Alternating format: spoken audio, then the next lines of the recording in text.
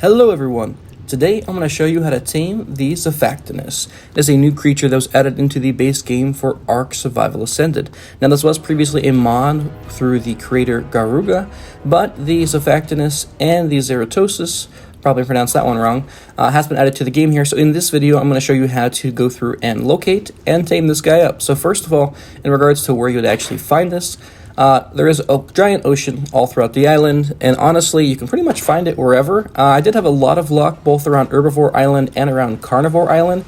In the shallows, just off the edge, usually there's a couple of shoals of just one or two.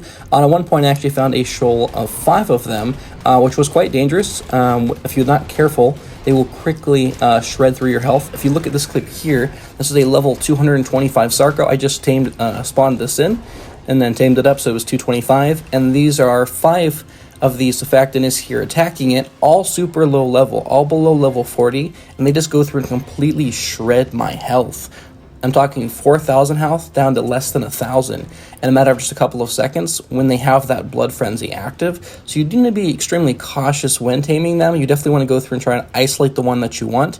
It is a knockout time, so basically you want to go through and kill the ones you're not going to want, isolate the one you want, and then try and lure it to some form of shallow water if you can. And then once you've lured it there, you can just go through and trap it, and then you can go through and knock it out. The other way, if you don't want to use a trap, I would say the best way to go through and tame it then would be a Sarco, because Sarcos allow you to actually use a crossbow while mounted, and if there's just one Xiphactinus left, you can go through and just let the Sarco tank the damage, while you can just go through and basically shoot the Xiphactinus as it circles you and goes through attacks you. It could be a little disorienting at times, for sure, but that's another great way to go through and tame them if you don't want to use a trap.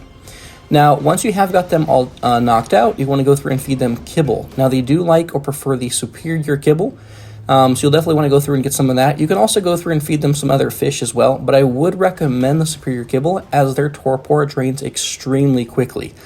I'm talking really, really fast, and usually they won't even eat until they've lost over 100 food. So if you're looking at this guy here, it'd go through and his first tame, it's a pretty low level, so he only needed 2 pieces of kibble, but he dropped almost half of his torpor by the time I was able to actually tame him up. So if you're going to tame a high level one, you're definitely going to want to go through and bring some narcotics. And again, I recommend using that kibble to avoid not having to constantly feed him as many, and you get the most out of that taming percentage. Now, once you have gone through and tamed the creature, there's a couple of abilities you should know how to use here. So one is just the basic attack.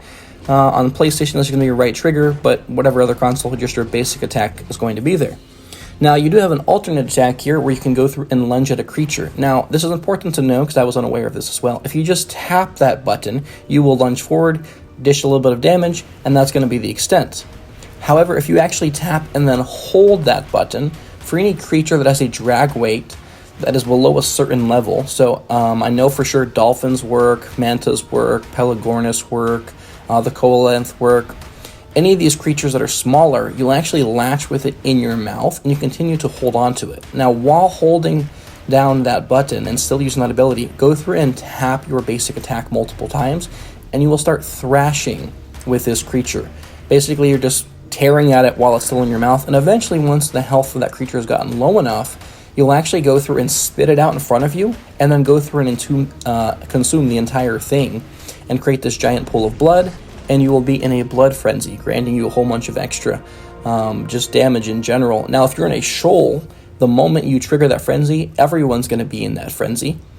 And so that's going to be a great asset. For example, I spawned in this low-level alpha megalodon, and I have 5 of these guys here. I believe it's 5, maybe 6. But yeah, it's just a small pack of them, and they are all up below level 50, with the exception of the one I'm riding, which is level 84. And they go through and they completely destroy this guy. Now, you can't use the Blood Frenzy perk in regards to latching onto them, but if you still trigger that same lunge attack at a larger creature, if you do hit them, that will still trigger the Blood Frenzy. And then once you've triggered that, you can go through and chomp through and decimate the creatures.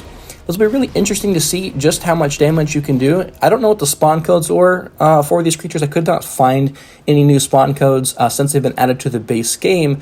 I did want to go through and test it with some high levels. If you can spawn in 5 or 6 150s, right, and see just how much damage they can do against a high level Mosa or high-level Megalodon. That would definitely be interesting to see, so I'll probably be doing that in the future once I do figure out the spawn codes. Also, last little perk, you can nab flying creatures out of the air. Oh, and also you can jump on the land too. Speaking of flying, you can actually throw yourself up on the land here. And then once you are on the land, you can go through and continue to use the jump button. So for PlayStation, that's X, whatever button you'd use to jump. You can go through and jump across on land here. In the top right corner, you will see a little marker with water droplets. That basically indicates how long you have left before you have to go back to the water, before you will start to lose a percentage of your health every second. So do pay attention to that. I would say outside of just messing around and being silly and having a fish flop around like a Magikarp, the best use of this would probably be like if you're getting low or you're in the water, you're getting chased, and you want to be able to exit the water quickly. Let's say there's an alpha megalodon behind you and you're losing that fight. You can go through and jump up on the water, possibly, cross the beach, and then enter back in the water at a separate location. Alright guys, well that wraps it up for today's video. If you did enjoy today's video, then please leave a like, consider subscribing to see more ARK content in the future, and then if you want to see other ARK tips for Scorched Earth, then I recommend you check out this video here.